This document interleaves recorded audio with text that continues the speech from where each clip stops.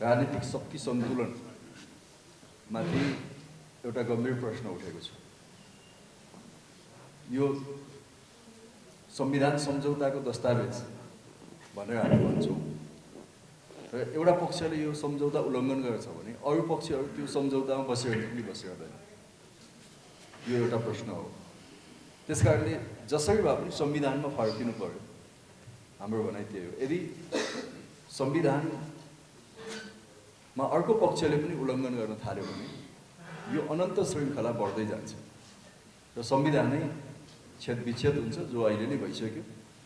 त्यसकारणले यसको समाधान पनि फेरि एकपटक संविधानमा फर्किनु हो र त्यो संविधानमा फर्किनुको मतलब प्रधानमन्त्री केपी ओलीजीले गरेको संसद विघटन अमान्य हुनु हो र त्यसलाई संवैधानिक बाटोबाट, राजनीतिक बाटोबाट फेरि प्रतिनिधि सभालाई सुचारू गर्ने आजको हाम्रो एउटा भनाइ त्यो हो। त्यसपछि यहाँ विभिन्न ढङ्गले कित्ताकाट गर्न खोजिएको छ। त्यो खास मूल विषयवस्तुबाट ध्यान आकर्षण गर्नको निम्ति पूर्व एमाले, बहुदलीय जनवाद सबै ध्यान आकर्षण डाइभर्ट गर्ने, परिस्थितिलाई डाइभर्ट गर्ने। किनभने संविधान मिचेको छ, त्यसको दोष चाहिँ नै उहाँले बोक्नुपर्ने हुन्छ र त्यसलाई पूर्व एमालेको छाताबाट ओढाउने। संविधानमा आक्रमण भएको छ, पूर्व एमालेको बहुदलीय जनवादको छाता ओढाइदिने र हामी सही छौँ भने यो बिल्कुलै गलत छ। त्यसकारण आजको सन्दर्भमा मलाई के लाग्छ भने यो प्रतिगमन र अग्रगमन बिचको अन्तर्विरोध हो। अब हामी कम्युनिस्टहरूको भाषामा क्रान्ति र प्रतिक्रान्ति बिचको अन्तर्विरोध हो। संविधानका पक्षधर र संविधान विरोधीहरूको बिचको एउटा अन्तर्विरोध हो र आज प्रकारान्तरले प्रधानमन्त्री प्रतिक्रान्तिको कित्तामा उभिनु हो, प्रतिगमनको कित्तामा उभिनु हो र संविधानको विरोधी कित्तामा उहाँ उभिनु हो। र हामी क्रान्तिको पक्षमा छौँ, अग्रगमनको पक्षमा छौँ र संविधानको पक्षमा छौँ र 62-63 को ऐतिहासिक जनक्रान्तिले प्राप्त गरेका उपलब्धिहरू, जो विगतको लामो शान्तिपूर्ण सङ्घर्षबाट र 10 वर्षको जनयुद्धबाट प्राप्त भएका उपलब्धि हुन्। ती उपलब्धिको रक्षामा छौँ र संविधानले भनेको मुख्य विशेषता यसको चाहिँ सङ्घीयता हो, गणतन्त्र हो, समावेशी लोकतन्त्र हो, धर्मनिरपेक्षता हो र समाजवाद उन्मुख बाटो। यी कुरालाई रक्षा गर्ने कुराकै लागि हो भन्ने मलाई लाग्छ। त्यसकारणले यो बिल्कुल ध्यान डाइभर्ट गर्नका निम्ति उठाइएका विषयवस्तुहरूतिर अल्मलिनु हुँदैन भन्ने मलाई लाग्छ। अब यसमा 2-3टा कुरा अलिकति मलाई भन्न मन लागेको। अब पूर्व एमाले पनि भयो, त्यसकारणले भन्दा ठिकै होला। पूर्व एमालेहरू एक ठाउँ आउने कुराले यदि त्यो हो भने हामी कहाँ पुग्छौँ त भन्दा फेरि 62-63 अगाडि पुग्छौँ। फेरि हामी एउटा द्वन्द्वतिर मुलुकलाई धकेलिरहेका हुन्छौँ र हामीले ती सबै कुरालाई शान्तिपूर्ण ढङ्गले माओवादीको 10 वर्ष सशस्त्र जनयुद्धलाई पनि शान्तिपूर्ण ढङ्गले त्यसको समाधान गर्दै हामी यहाँसम्म आएका हौँ। वृहत शान्ति सम्झौता त्यसको साक्षी छ। अन्तरिम संविधान हुँदै हामी यहाँसम्म आएको पनि साक्षी छ। त्यसकारण यो समाजलाई पछाडि धकेल्ने कुरा हो पूर्व एमाले भन्ने कुरा र त्यसमा पनि बहस गर्न सकिन्छ।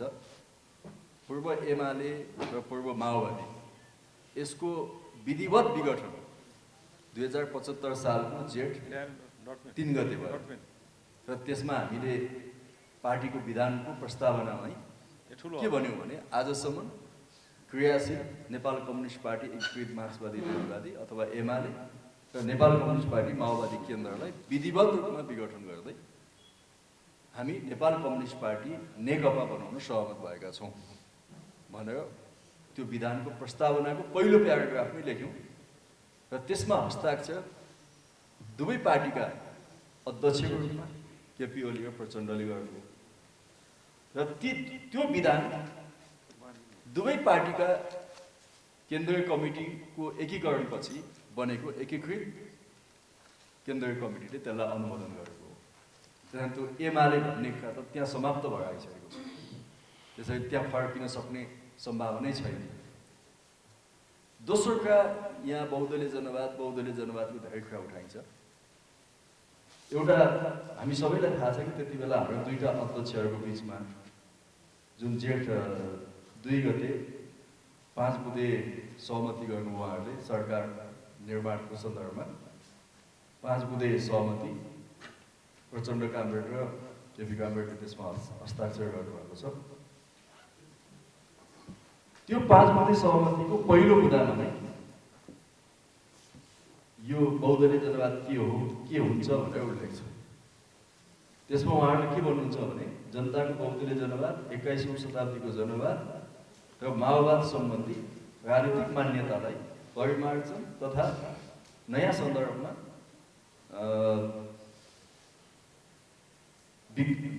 विकसित र परिमार्जन गरी समाजवाद उन्मुख जनताको बहुदलीय जनवादका रूपमा अगाडि बढाइनेछ। जनताको जनवाद मात्रै हो, जनताको जनवादका रूपमा अगाडि बढाइनेछ र आगामी महाधिवेशनमा त्यस विषयमा थप छलफल गरिनेछ। यो जनताको बहुदलीय जनवादलाई त्यहाँ स्थगित गर्ने कुरा र अब हाम्रो कार्यक्रम समाजवाद उन्मुख जनताको जनवाद हो भन्ने कुरा पनि उहाँहरूले दुईजनाको हस्ताक्षरबाट जेठ 2 गते नै एकदमै त्यो त एकदम गोप्य सम्झौता थियो।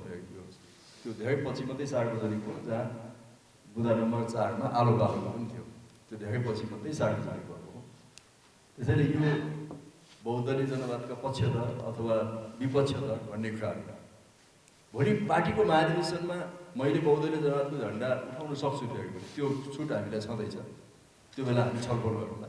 तर आजको दिनमा हाम्रो कार्यक्रम चाहिँ समाजवाद उन्मुख जनताको जनवाद र यो समाजवाद उन्मुख जनताको जनवाद भन्ने कुरालाई अगाडि बढाउने कुरा नै नेकपाको आधिकारिक कुरा हो, अफिसियल कुरा हो र हामी सबैले स्वीकारेको विषय पनि हो।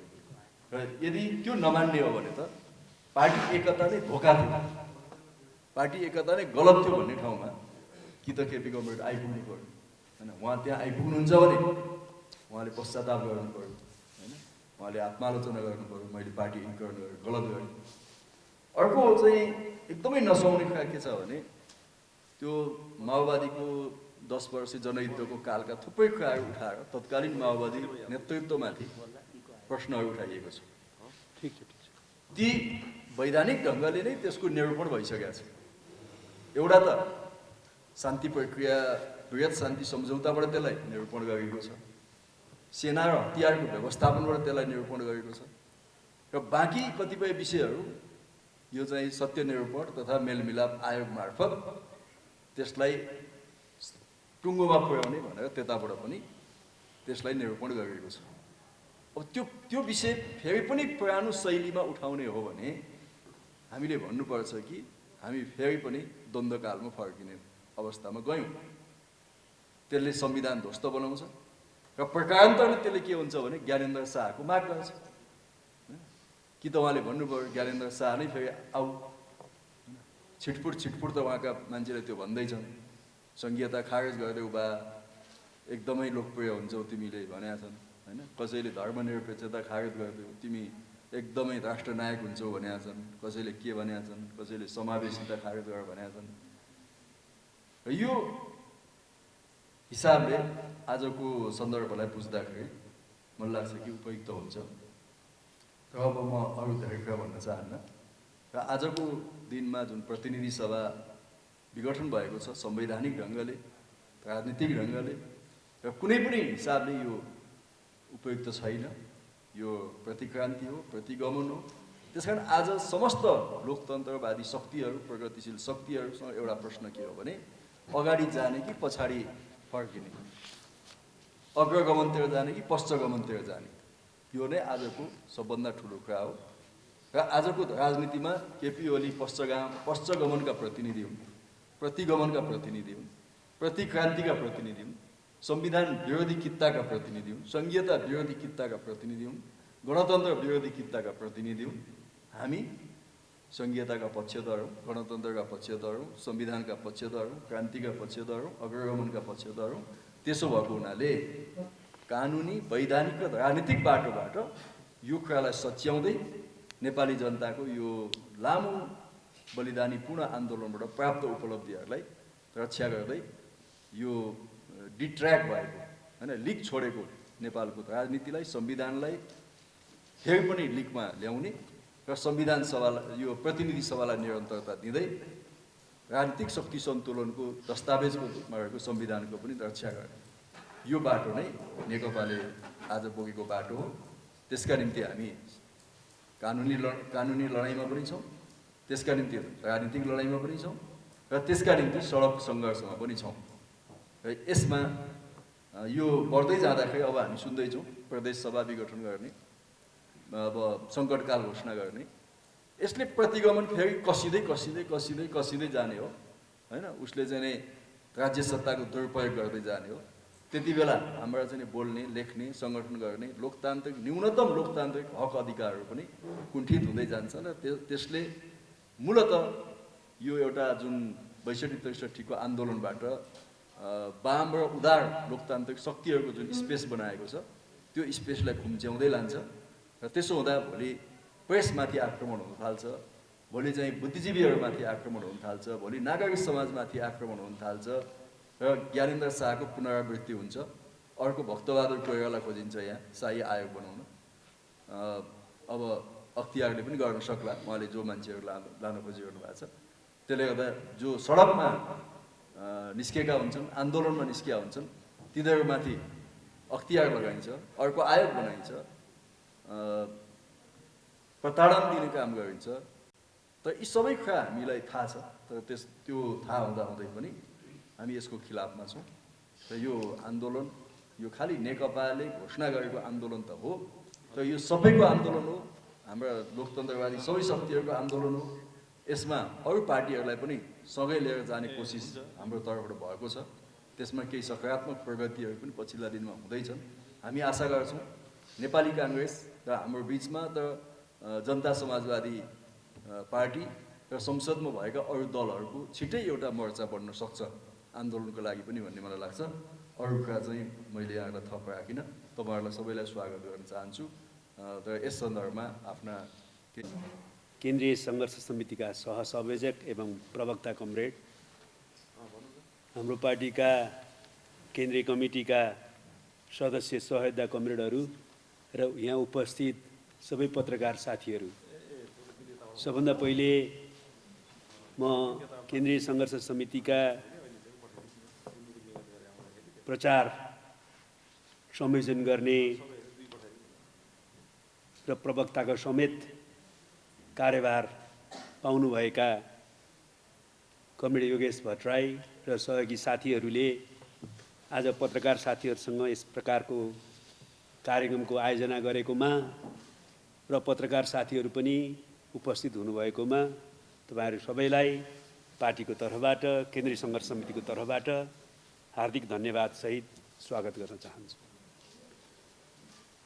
पार्टीको दृष्टिकोण, वर्तमान परिस्थिति र पार्टी र कम्युनिस्ट आन्दोलनका सन्दर्भमा कमरेड योगेश भट्टराईले बताइसक्नु भएको छ र उहाँले प्रथम प्रस्तुतिमा पार्टीका विचारहरू राखिसकेपछि तपाईहरूले केही जिज्ञासाहरू प्रस्तुत गर्नुभएको छ। त्यसलाई मैले संक्षेपमा उत्तरित गर्ने प्रयत्न गर्नेछु।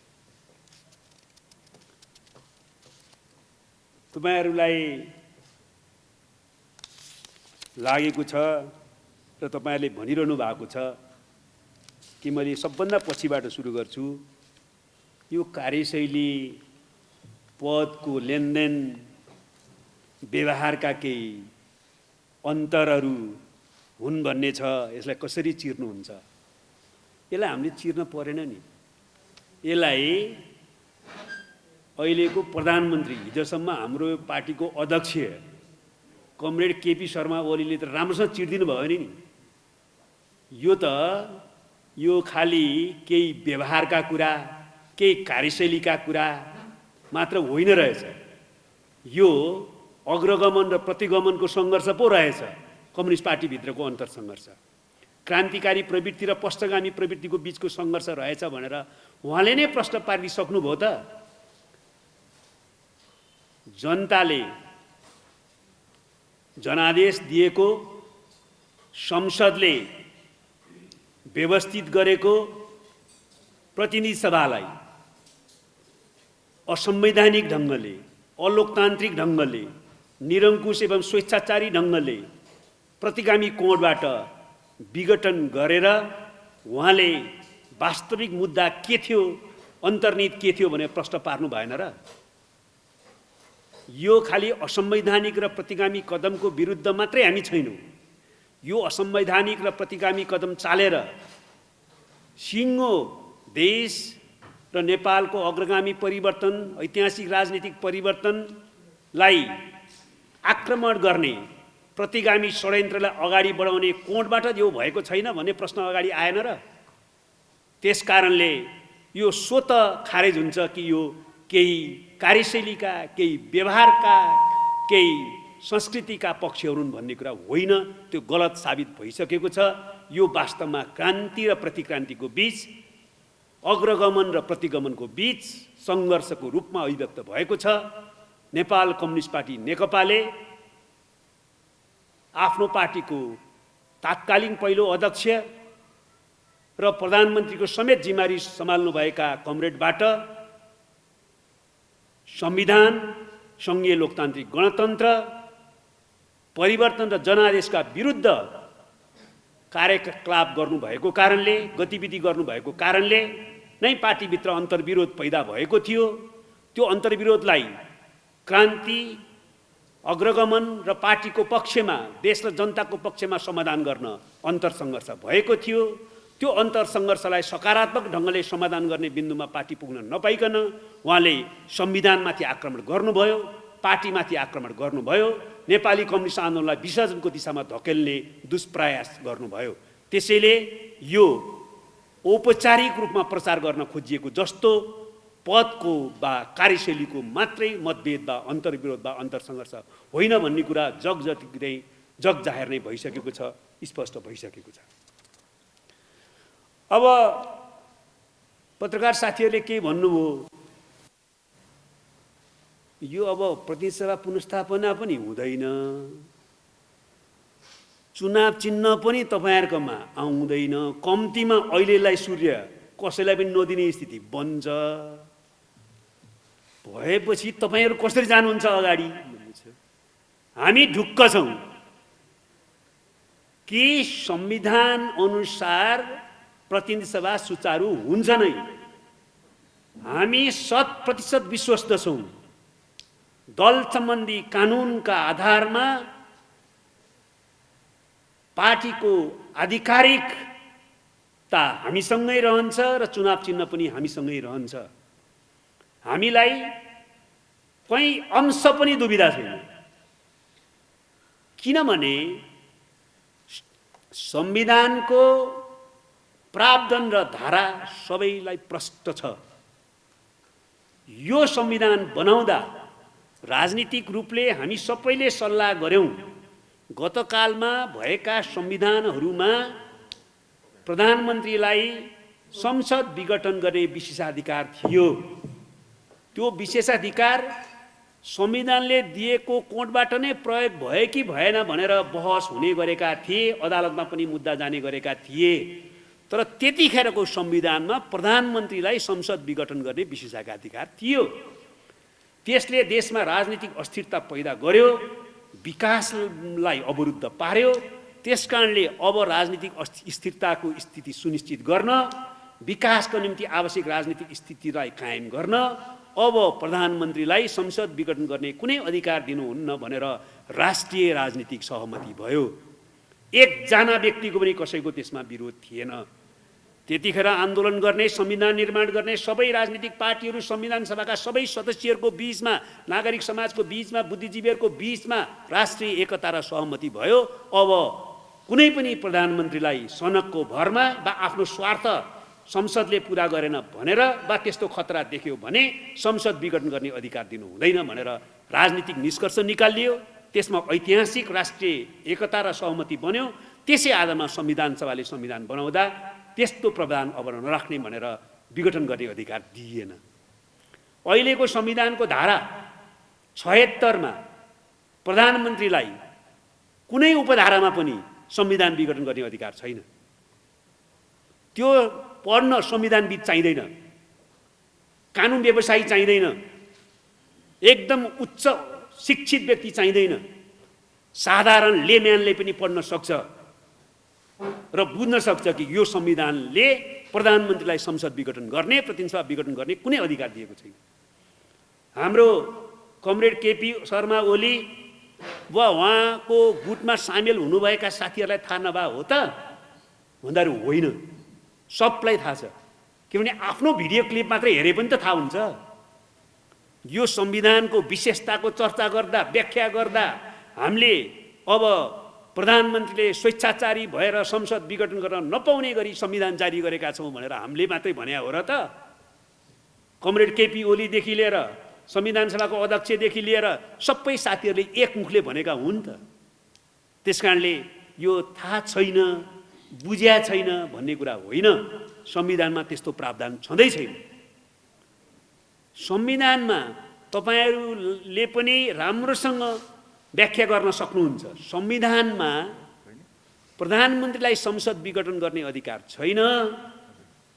संसद विघटन हुने स्थितिसम्म हुन सक्छ भने कुन बेलामा संसद विघटन हुने स्थिति हुन्छ भने जुन बेलामा संसदले सरकार बनाउन सक्दैन। चुनाव भयो तर सरकार बन्न सक्ने स्थिति भएन, वा सरकार बने पनि विश्वासको मत लिन पर्ने प्रावधानमा पुग्दा विश्वासको मत पाएन भने संसद विघटन गर्ने होइन, संसद विघटन हुन्छ भने। त्यसकारण बहुमतको प्रधानमन्त्रीलाई, विश्वासको मत प्राप्त गर्ने प्रधानमन्त्रीलाई संसद विघटन गर्ने कुनै अधिकार यो संविधानले दिएको छैन। सरकार बनेन भने मात्रै, सरकार नबने त सरकार त चाहियो देशमा। संसदले सरकारै बनाउन सकेन भने के गर्ने भन्दाखेरि त्यतिखेर त अर्को चुनावमा जानुपर्छ भनेर संसद विघटनको अवस्थाको चर्चा गरेको छ। त्यसकारणले के आधारमा संसद पुनर्स्थापित हुँदैन वा संसद फेरि सुचारू हुँदैन त? के आधारमा? आधार यस्तो होला, यहाँ पत्रकार साथीहरूले चर्चा गर्नुभएको जस्तो, हाम्रो गुटबारी साथीहरूले प्रचार गर्नुभएको जस्तो अदालतमा पनि सेटिङ मिलाइया छ, निर्वाचन आयोगमा पनि सेटिङ मिलाइया छ। त्यसैले संसद पुनर्स्थापित पनि हुँदैन, निर्वाचन चिन्ह पनि कहीँ जाँदैन भनेर प्रचार गरेकै भरमा त्यस्तो हुन्छ त? भन्दा हुँदैन। यो संविधानद्वारा स्पष्ट जिम्मेवारी दिएको शक्ति पृथकीकरणको सिद्धान्तको आधारमा कार्यरत रहने जिम्मेवारी पाएको संवैधानिक अङ्गहरूमाथि गरेको अपमान हो, अवहेलना हो, अवमूल्यन हो। के संवैधानिक अङ्गहरूले स्वतन्त्र ढङ्गले स्वच्छतापूर्वक काम गर्न सक्दैनन्? हामीलाई विश्वास छ सक्छन्, गर्छन्। नगरेर उहाँहरूले के अहिलेको प्रधानमन्त्री उहाँको गुटले भने जस्तो हामीले सेटिङ मिलाएर काम गरेका छौँ भन्ने कुरालाई पुष्टि गर्न हुन्छ र त? चाहनुहुन्न, किनभने त्यो सत्य होइन। बरु उहाँहरूलाई यस्तो ढङ्गले दबावमा पारेर काम गर्न आउन खोज्ने स्थिति हो भने जनता जागरुक भएका छन् र हाम्रो सङ्घर्षमा जो जनता उठेका छन् त्यो जनताले संवैधानिक अङ्ग र तिनका पदाधिकारीहरूलाई स्वतन्त्र र स्वच्छ ढङ्गले काम गर्ने वातावरण पनि बनाइदिनेछ। त्यस्तो वातावरण सुनिश्चित गरिदिनेछ। त्यसकारणले प्रतिनिधि सभा सुचारू किन नहुने त्यसरी सोच्नै सकिन्न। प्रतिनिधि सभा सुचारू हुन्छ, यो संविधान फेरि पूर्ण रूपमा क्रियाशील हुन्छ। संविधानको प्रावधानलाई मारेर समग्र संविधानलाई छेदविच्छेद पार्ने र कागजको टुक्रा बनाउने अधिकार कसैलाई छैन र नेपाली जनताले त्यसो गर्न दिँदैनन्। त्यसकारणले संसद सुचारू हुन्छ, त्यसमा कुनै दुविधा छैन। जहाँसम्म पार्टीको आधिकारिकता चुनाव चिनेको कुरा छ, राजनीतिक दल सम्बन्धी ऐनले प्रष्टै भनेको छ के को आधारमा निर्णय गर्ने। ऐन भन्छ तात्कालिक पार्टीको बहुमत केन्द्रीय सदस्यहरू भएको पक्षलाई मूल पार्टी मानेर 40% अर्कोले पुर्यायो भने अर्कोलाई पनि दलको मान्यता दिइनेछ भनेर प्रष्टै भनेको छ। कहाँ गएर निर्णय गर्ने? खासखुस गरेर एकछिन चाहिँ कार्यकर्ता र जनतालाई भ्रम पारे जस्तो हो? कुन आधारमा निर्णय गर्ने? त्यसकारणले संविधान माथिको आक्रमण निस्तेज हुने, संविधानको सबै धारा क्रियाशील हुने, असंवैधानिक र प्रतिगामी कदम सच्चिने र संसद सुचारू हुने जसरी सुनिश्चित छ, त्यसै गरेर नेपाल कम्युनिस्ट पार्टी नेकपा वैचारिक सैद्धान्तिक राजनैतिक लाइनका कोणबाट मात्रै होइन, यसको मूल एकीकृत स्वरूपको कोणबाट मात्रै होइन, कानुनको कोणबाट विधिवत रूपमा पनि यही आधिकारिक पार्टी हो र चुनाव चिन्ह यसैसँग हुन्छ भन्ने कुरामा कुनै दुविधा छैन, दुविधा हुनु पर्दैन। यस प्रकारको निर्णय गर्ने संवैधानिक अङ्गहरूलाई अप्ठ्यारो पारेर निर्णयलाई प्रभावित पार्ने सपना कसैले नदेखे हुन्छ।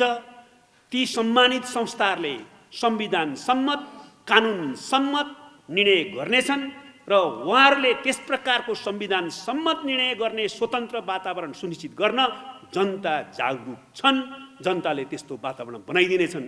त्यसमा ढुक्क हुन पनि हामी भन्न चाहन्छौँ। अब रह्यो त्यसैले अब के गर्नुहुन्छ भन्ने नै छैन। अब यसको लागि अहिले हामी सङ्घर्ष गरिराखेका छौँ। सङ्घर्षको हकमा संयुक्त सङ्घर्षको पहल र प्रयत्न जारी छ। नेपाली काङ्ग्रेस, जनता समाजवादी पार्टी लगायतका अरू पार्टीहरूसँग पनि हाम्रो छलफल र वार्ता जारी छ, जसले प्रतिनिधि सभा विघटनको असंवैधानिक कदमका विरुद्ध आफूलाई प्रस्तुत गरेका छन्। ती सबै पार्टीहरूसँग हामी छलफल वार्तामा छौँ। अहिलेसम्म अरू पार्टीहरूले संयुक्त सङ्घर्ष नै गर्ने बारेमा निर्णय गरि नसकेको कारणले हामी आफ्नो कोणबाट सङ्घर्षको कार्यक्रम घोषणा गरेर सङ्घर्ष सञ्चालन गरिरहेको अवस्था छ। हामी सङ्घर्षको कार्यक्रममा समन्वयात्मक ढङ्गले अगाडि बढ्नेछौँ र हाम्रो संयुक्त सङ्घर्षको पहललाई पनि जारी राख्नेछौँ। तर संविधानको विरुद्ध गएर प्रतिनिधि सभाको हत्या गर्न खोज्ने गुटवादी क्रियाकलाप गर्ने प्रवृत्तिले बाहेक एकजना पूर्व प्रधान न्यायाधीश, एकजना पूर्व महाधिवक्ता, एकजना नेपाल बारको पूर्व अध्यक्ष कसैले यो संवैधानिक हो भनेको छैन, भन्न सक्दैन। उहाँले प्रश्न भन्नुमा चाहिँ असंवैधानिक। सबै राजनीतिक पार्टीहरूले प्रश्न भनेका छन् यो असंवैधानिक र प्रतिगामी कदम। त्यस कारणले गर्दाखेरि हामी स्पष्ट रूपमा यो सङ्घर्षलाई असंवैधानिक र प्रतिगामी कदम विरुद्ध केन्द्रित गर्छौँ। असंवैधानिक र प्रतिगामी कदम चाल्ने शक्ति गुटको विरुद्ध केन्द्रित गर्छौँ। अरू सबै राजनीतिक पार्टी नागरिक समाजहरूसँग सकेसम्म संयुक्त सङ्घर्षको पहल गर्छौँ र त्यस्तो स्थिति नहुँदा संयुक्त प्रहार गरेर समन्वयात्मक ढङ्गले अगाडि बढ्छौँ। हामी यो सङ्घर्ष संवैधानिक अङ्गहरूप्रति लक्षित भयो भनेर भ्रमित पार्न खोज्ने सबै प्रवृत्तिलाई खारेज गर्न चाहन्छौँ। यो असंवैधानिक र प्रतिगामी कदम र त्यस्तो कदम चाल्ने सरकार र गुटवादी प्रवृत्तिका विरुद्ध केन्द्रित छ र यो सङ्घर्षमा जोड दिएर भन्न चाहन्छु। त्यसैले संविधानका सबै धाराहरू पुनः क्रियाशील हुने, असंवैधानिक ढङ्गले चालिएको कदम खारेज हुने र संसद सुचारू हुने बिन्दुमा नपुग्दासम्म त्यससँग जोडिएर अगाडि बढ्न र बढाउन खोज्ने कुनै प्रतिगामी षड्यन्त्र भए त्यसलाई पुनः परास्त नगर्दासम्म यो सङ्घर्ष जारी हुनेछ र सङ्घर्ष सफल हुनेछ र हाम्रो सङ्घर्ष पूर्ण शान्तिपूर्ण सङ्घर्ष हुनेछ। अब यहाँहरूले एउटा कुरा फेरि भन्नुभएको छ, तपाईँहरूको काउन्टर स्ट्रेटेजी के हो त? पोजिटिभले जाने शक्तिहरूले काउन्टर स्ट्रेटेजी बनाउनै पर्दैन। जोसँग विचार छ, जोसँग सिद्धान्त छ, जोसँग राजनीति छ, जोसँग देशको संविधान छ, जोसँग पार्टीको विधान छ र जोसँग आम पार्टी कार्यकर्ताको मनोभाव र आकांक्षा छ, जोसँग जनादेश छ, उसले काउन्टर स्ट्रेटेजी किन बनाउने? स्ट्रेटेजी र काउन्टर स्ट्रेटेजी प्रतिक्रान्तिकारी, प्रतिगामी, गुटवादी, फुटवादीहरूले बनाउँछ। सत्यका पक्षधरहरूले, संविधान र पार्टी विधानका पक्षधरहरूले, आम कार्यकर्ताहरूको आकांक्षाको प्रतिनिधित्व गर्ने शक्तिले, जनादेशलाई सिरोपर गर्ने शक्तिले कुनै काउन्टर स्ट्रेटेजी बनाइरहनु पर्दैन। हामी त्यसमा विश्वास पनि गर्दैनौँ र हामी संविधान र विधान अनुसार अगाडि बढ्छौँ, जनता लिएर अगाडि बढ्छौँ र सफल हुन्छौँ। हामी ढुक्क छौँ। अब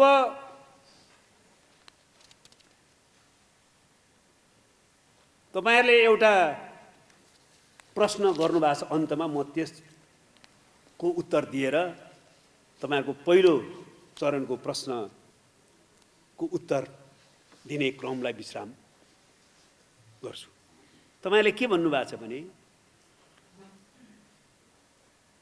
यो दुईटा कम्युनिस्ट पार्टी किन चाहियो अब भन्ने पनि त छन् नि भन्नुभएको छ।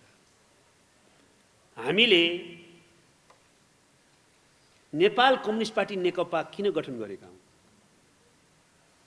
म सबै पत्रकार मित्रहरूलाई फेरि एकचोटि जोड दिएर भन्न चाहन्छु, नेपाल कम्युनिस्ट पार्टी नेकपा कुनै व्यक्तिलाई वा हामी व्यक्तिहरूलाई ठुलो पार्टीको नेता बनाउन, प्रधानमन्त्री वा मन्त्रीहरू बनाउन, मुख्यमन्त्री वा सांसद र प्रदेशसभाका सदस्य बनाउन हामीले पार्टी एकता गरेका होइनौँ। त्यो त सह उत्पादन हुन्। हामीले पार्टी एकता 6 सालमा स्थापित भएको पार्टीले विभिन्न कोणबाट गठन पुनर्गठनको प्रक्रिया अगाडि बढाउँदै, संयुक्त मोर्चा गर्दै, सङ्घर्षका विविध रूपहरू अपनाउँदै तिनीहरूको संयोजन गरेर 62-63 सालको ऐतिहासिक जनआन्दोलनको बिन्दुसम्म आइपुग्दाखेरि सामन्तवाद र साम्राज्यवाद विरोधी पुँजीवादी जनवादी क्रान्ति आधारभूत रूपले पुरा गर्यौं। त्यसपछि पनि नेपालमा क्रान्ति प्रक्रियालाई जारी राखेर समाजवाद निर्माणको काम हामीले पुरा गर्न पर्ने नै छ। त्यसैले हामीले पार्टी एकता नयाँ ऐतिहासिक चरणको क्रान्तिलाई सम्पन्न गर्न नेतृत्व गर्ने शक्ति निर्माण गर्न गरेका हौं। नेतृत्वमा सङ्कट पैदा नहोस्। हिजोसम्म पुँजीवादी जनवादी क्रान्तिको नेतृत्व कम्युनिस्टहरूले गरेर सफल पारे। आज पुँजीवादी जनवादी क्रान्ति सम्पन्न भइसकेपछि समाजवादी क्रान्ति सम्पन्न गर्ने नयाँ ऐतिहासिक चरणमा, समाजवाद निर्माणको प्रक्रियामा अगाडि बढ्नुपर्ने नयाँ ऐतिहासिक चरणमा नेतृत्वको सङ्कट नहोस्, फेरि कम्युनिस्टहरूले नेतृत्व लिइराख्न सफल होस् भनेर हामीले पार्टी एकता गरेका हौं। र त्यो पार्टी एकता किन पनि गरिएको भने त्यस्तो नेतृत्व अबको क्रान्तिको बाटो शान्तिपूर्ण प्रतिस्पर्धाको बाटो भएको कारणले सडकबाट संयुक्त मोर्चा गरेर त्यस्तो नेतृत्व सम्भव छैन। राज्यको नै नेतृत्व गरेर अगाडि बढ्नुपर्ने परिस्थिति भएको कारणले हामीले पार्टी एकता गर्नै पर्थ्यो। त्यसकारणले पार्टी एकता गरेको। हामीले दुईटा लक्ष्यलाई केन्द्रबिन्दुमा राखेर पार्टी एकता गरेका हौं। यो राजनीतिक परिवर्तनलाई सामाजिक आर्थिक क्षेत्रमा विस्तारित गर्ने, सामाजिक न्यायसहितको समृद्ध मुलुक बनाउने, समाजवादको आधार तयार पार्ने तात्कालिक कार्यनीतिक लक्ष्य र समाज निर्माण गर्ने रणनीतिक लक्ष्यलाई केन्द्रबिन्दुमा राखेर त्यसलाई पुरा गर्न पार्टी एकता गरेका हौं। हामीले वास्तवमा भन्ने हो भने विश्वमै नयाँ मोडेलको क्रान्तिको प्रयोग हामी नेपालमा गरिराखेका छौं। 21औं शताब्दीमा समाजवादी क्रान्तिको नयाँ मोडेलको प्रयोग हामी गरिराखेका छौं। त्यो नयाँ मोडेलको क्रान्तिको प्रयोगलाई सफल पार्नको निम्ति पार्टी एकता गरेका हौं। सार्थक तर अन्तिम उद्देश्य त्यही हो पार्टी एकताको। त्यसकारणले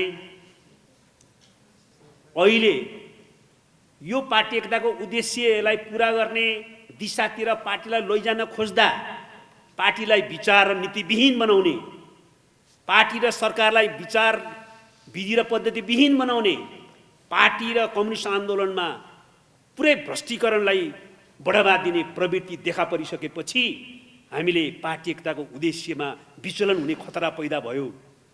नेपाली कम्युनिस्टहरूले पैदा प्राप्त गरेको ऐतिहासिक अवसर, सामाजिक न्यायसहितको समृद्ध मुलुक बनाउने, समाजवाद बनाउने र क्रान्तिको नयाँ मोडेलको प्रयोग गर्दै समाजवादी नेपाल निर्माण गर्ने नयाँ अवसर, ऐतिहासिक अवसर गुप्ने खतरा पैदा भयो भनेर पार्टीमा हामीले अन्तरसङ्घर्ष गरेका थियौँ। त्यही अन्तरसङ्घर्षलाई तार्किक निष्कर्षमा पुग्न नदिकन संविधानमाथि आक्रमण गरियो, कम्युनिस्ट पार्टीमाथि आक्रमण गरियो। त्यसकारणले यहाँ दुईटा कम्युनिस्ट पार्टी कुन कम्युनिस्ट पार्टी भन्ने प्रश्न उठ्दैन। हामी पार्टी एकताको उद्देश्यलाई केन्द्रबिन्दुमा राखेर क्रान्तिको नयाँ मोडेलको प्रयोगलाई सफल पारेर समाजवादी नेपाल निर्माण गर्ने बाटोमा अगाडि बढ्न प्रतिबद्ध छौँ। हामी पार्टी र सरकारलाई विचार र नीतिको आधारमा अगाडि बढाउन खोज्ने प्रवृत्ति हौँ। हामी पार्टीलाई विधि र पद्धतिको आधारमा सञ्चालन गर्ने प्रवृत्ति हौँ। हामी कम्युनिस्ट आन्दोलनमा देखा परेको भ्रष्ट र विकृत संस्कृतिको विरुद्ध स्वच्छ र प्रगतिशील मूल्य मान्यतामा आधारित संस्कृतिका पक्षधर शक्ति हौँ। त्यसकारणले कुन पार्टी भन्ने प्रश्न उठ्दैन। नेपाल कम्युनिस्ट पार्टी नेकपा कुनै एउटा व्यक्तिको कारणले साझा चुनाव चिन्ह नबन्ने स्थिति सिर्जना भएको होइन। सूर्य चिन्हकोलाई साझा चुनाव चिन्ह बनाएर जाने प्रकार पनि एउटा अनौपचारिक समझदारी भएको पनि सुनिएको। पछाडि त्यसो गरी जाँदाखेरि पार्टी एकता नभइसकेको स्थितिमा उपयुक्त हुन्न कि भनेर साझा निष्कर्षमा पुगेको मात्रै हो। कुनै व्यक्तिको भूमिकाले अझ मलाई जोडेर जो प्रचार गरिएको छ सम्पूर्ण रूपमा गलत हो। अब रह्यो त्यस्तो सूर्य चुनाव चिन्हमा अहिले कत्रो चाहिँ मोह गरे त भन्ने प्रश्न छ। चुनाव चिन्ह सूर्यको मोह होइन, पार्टी आधिकारिक कुन हो भन्ने प्रश्न हो। पार्टी संस्थापन कुन हो भन्ने प्रश्न हो। हिजो हाम्रो पार्टीले एकता भएपछि सूर्य चिन्ह चुनाव चिन्ह अब हाम्रो चुनाव चिन्ह हुन्छ भन्यो। अहिले भने होइन नि, त्यो एकीकृत पार्टी बनाइसकेपछि अब हाम्रो निर्वाचन चिन्ह सूर्य हुनेछ भनेको हुनाले हाम्रो पार्टीको संस्थापन पक्षको चिन्ह स्वतः सूर्य हुन्छ भने हो। एकदम प्रष्ट छ। अब रह्यो यो तपाईहरुले चाहिँ पहिला चाहिँ केपी ओलीलाई छुट दिनुभयो, दुई पटक तीन पटक 81 अविश्वासको प्रस्ताव राख्ने तयारी बा त्यो प्रक्रियामा कसरी जानुभयो भन्ने कुरा, यो कुरा पनि ठिक होइन। किन होइन त भन्दा यो पार्टीमा समस्या देखिसकेपछि अन्तर्विरोध प्रकट भयो। अन्तर्विरोध देखा परिसकेपछि त्यसलाई समाधान गर्न अन्तरसङ्घर्ष हुने भयो। त्यो अन्तरसङ्घर्षद्वारा समस्या समाधान हुने दुईटा विधि छ। एउटा गल्ती कमजोरी गर्ने व्यक्तिलाई नै सच्याउने पहिलो प्रयत्न हुन्छ, जसलाई व्यक्तिको नै रूपान्तरण भन्छौँ हामी। हामीले तीन पटक मङ्सिर 4 गते, वैशाख 20 गते र भाद्र 26 गतेको तीनटै निर्णयमा अन्तमा केमा आधारित भएर गऱ्यौँ त भने कमरेड केपी ओलीले सचिन्छु भन्नुभयो, फेरिन्छु भन्नुभयो, विधि पद्धति मान्छु भन्नुभयो, पार्टीको मार्गदर्शनमा सरकार चलाउँछु भन्नुभयो, पार्टीले जे निर्णय गर्छ आधारभूत निर्णयहरू म त्यसै अनुसार सरकार चलाउँछु भन्नुभयो। भनेपछि लौ त रूपान्तरणको अवसर दिउँ भनियो। त्यो रूपान्तरणमा प्रश्न जब उठ्यो, तीन पटक रूपान्तरणको अवसर दिँदा पनि त्यो लागू नभएपछि अनि त्यसपछि व्यक्तिको भूमिका फेरेर भए पनि पार्टीलाई त सही दिशामा लैजानु पर्यो, सरकारलाई त सही दिशातिर लैजानु पर्यो भनेर पार्टीमा छलफल भएको हो। तर पार्टीले कुनै निर्णय नगरिसकेको अवस्था। हामीले समावेदन विशेष अधिवेशनको लागि दिन गएको अविश्वास प्रस्तावको लागि होइन। हामीले त्यतिखेर अध्यादेश ल्याइसकेपछि पार्टीको बैठक बसिरहेको बेलामा पार्टीको जानकारी बिना अध्यादेश ल्याइसकेपछि त्यो अध्यादेशको बारेमा छलफल हुनुपर्छ भनेर कार्यसूची दिएर संसदको अधिवेशनको माग गरेका हौँ। अविश्वासको प्रस्ताव त्यतिखेर होइन। जब संसद विघटन गर्ने कदम चाल्नका निम्ति उहाँ क्याबिनेटको बैठकमा जानुभयो, त्यस पछाडि नै हामीले चाहिँ अविश्वासको प्रस्तावको कुरा गरेका हौँ संविधान बचाउनका निम्ति। त्यसैले पार्टीको बैठकमा सङ्कट निवारणका बारेमा छलफल भइरहेको बेलामा उहाँले एकातिर अध्यादेश ल्याउनुभयो, अलोकतान्त्रिक कदम चाल्नुभयो। अर्को कुरा चाहिँ पार्टीको बैठकमा सङ्कट निवारण सम्बन्धी छलफल भइरहेकै बेलामा कुनै निष्कर्ष निकाली नसकिएको अवस्थामा उहाँले चाहिँ संविधान माथि आक्रमण गर्नुभयो, संविधानको उल्लङ्घन गर्नुभयो र असंवैधानिक अलोकतान्त्रिक कदम चालेर प्रतिगमनको दिशातिर लैजाने वातावरण बनाउनु भयो र यो कदम चाहिँ प्रतिगामी नै चाल्नु। अब अर्को कुरा आज प्रतिगामी भन्ने, यो प्रतिगामीहरूलाई किन पदमा राखिराख्या भन्ने जहाँसम्म कुरा छ। हामीले अध्यक्ष पदबाट त उहाँलाई मुक्त गर्यौँ नै, कमरेड केपी शर्मा ओलीलाई। अब हामी नेपाल कम्युनिस्ट पार्टी नेकपा हौँ। नेपाल कम्युनिस्ट पार्टी नेकपामा हामीले के गरेका थियौँ? हाम्रो अन्तर्विरोध र अन्तरसङ्घर्ष मैत्रीपूर्ण हो। त्यसकारणले जतिसुकै कटु र तीव्र रूपमा अन्तर्विरोध अगाडि देखा परेको भए पनि, अन्तरसङ्घर्ष सञ्चालन भइरहेको भए पनि यसलाई शत्रुतापूर्ण बनाउनु हुँदैन। मैत्रीपूर्ण ढङ्गले नै समाधान गर्नुपर्छ र पार्टीलाई सुदृढ गर्नुपर्छ र सरकारलाई जनमुखी बनाएर जनादेश पुरा गर्नुपर्छ भनेर भनेका थियौँ। त्यसैले अहिले पनि हामी हठात कुनै कारबाही गर्नुभन्दा रूपान्तरणको निम्ति सन्देश दिन खोजिराखेका छौँ।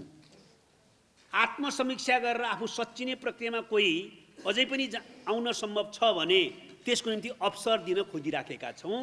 त्यसैले गर्दाखेरि हामी नेपाल कम्युनिस्ट पार्टी नेकपाको एकीकृत स्वरूपलाई कायम राख्ने र क्रान्तिकारी धारालाई अगाडि बढाउने शक्ति भएको कारणले हामी अन्तर्विरोधलाई मैत्रीपूर्ण रूपमा लिँदै, अन्तरसङ्घर्षलाई मैत्रीपूर्ण रूपमा लिँदै गुटवादी क्रियाकलापमा संलग्नहरूलाई पनि अहिले अझै सच्चिने अवसर दिन खोजिराखेका छौँ।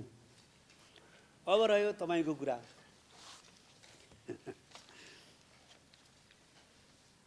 सुरुमै मैले अघि भनेको थिएँ, हाम्रो टपेन्द्रजीले प्रश्न सोध्ने सन्दर्भमा यो कार्यशैलीको कुरा, केही व्यवहारका कुरा होइन रहेछ भन्ने त कमरेड केपी शर्मा ओलीले नै प्रश्न पारिदिनु हो भनेको थिएँ।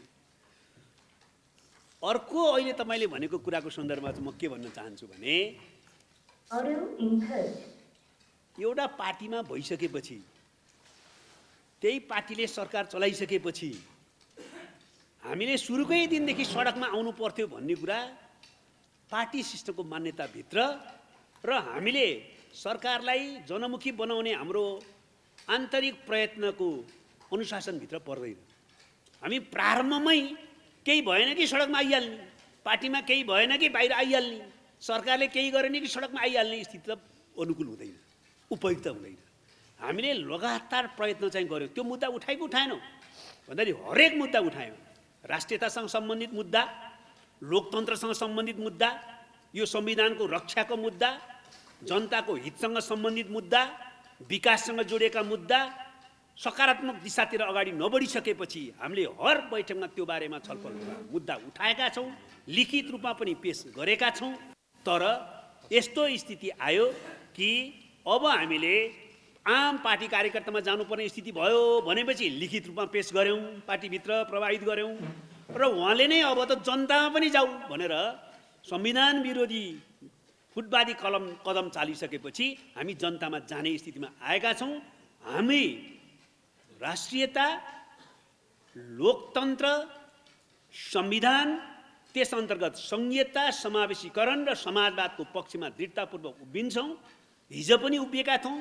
पार्टीभित्र छलफल र बहस गरेर अन्तरसङ्घर्ष त्यो मुद्दा उठाउन पनि अब पनि दृढतापूर्वक त्यसको पक्षमा उभिनेछौँ। व्यवहारमा त्यसलाई अनुवाद गर्नेछौँ। धन्यवाद।